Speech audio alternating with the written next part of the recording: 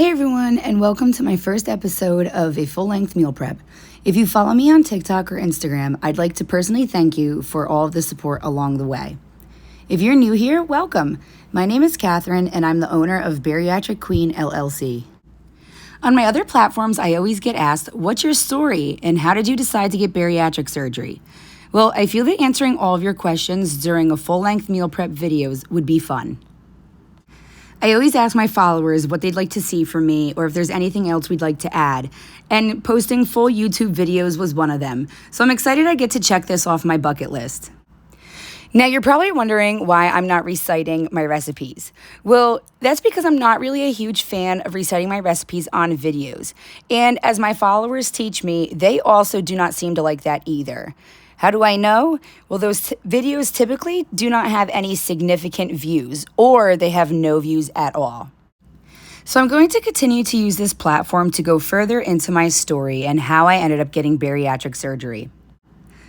But don't worry, these videos will have recipes. I am so excited to announce that I finally get the chance to publish my cookbook. We are still in the planning phases, and we are still choosing and picking recipes that we'd like to add in. But some of these videos and recipes will be included into the cookbook. With that being said, let's get started on my story. 8 years ago, on my 25th birthday physical, my doctor informed me I am at risk of heart failure. This was due to being obese tier class 3.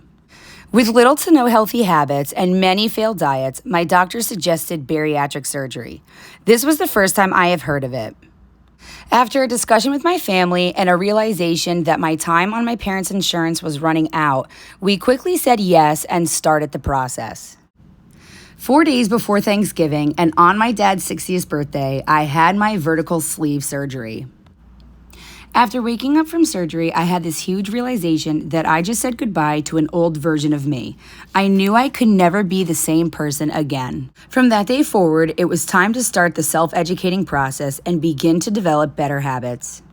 I spent the next year focusing on healing from surgery and researching how to develop better habits. Believe it or not, I did not start with focusing on my food habits right away. I started with my daily habits. The first video I came across was the one that teaches you to make your bed every morning when you wake up. I am here to confirm that starting small and building one habit at a time works. With many failed attempts at consistency, I pushed through and have been making my bed every morning for over 5 years. It really does feel good when your habits turn into thoughtless actions. Making my bed is no longer a draining struggle for me, and I come home from work feeling less stressed about my living space. During the end of my first full year with my new stomach, I got hired as a 5th grade teacher in Virginia. I ended up getting hired 15 hours after I applied, so I had no time at all to pack up.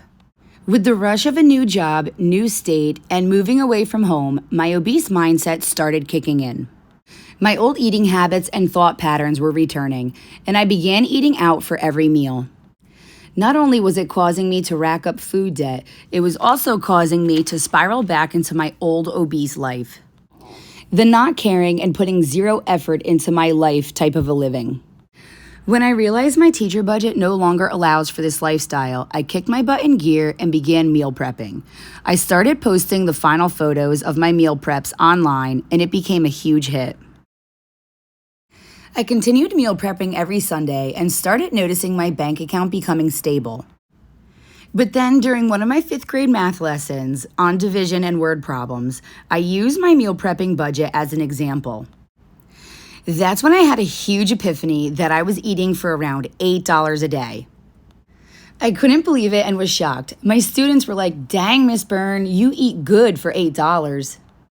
Considering my dyslexia, ADHD, and processing delay, it took me a year or so to fully understand and articulate what exactly I was doing to keep my meals so low.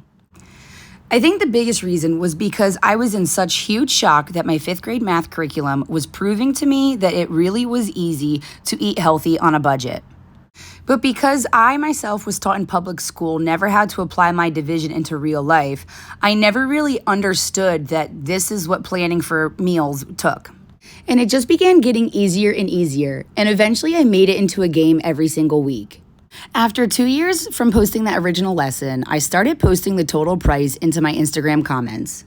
The feedback was amazing, and I could not believe how many people do not actually know the process to get their meals so low.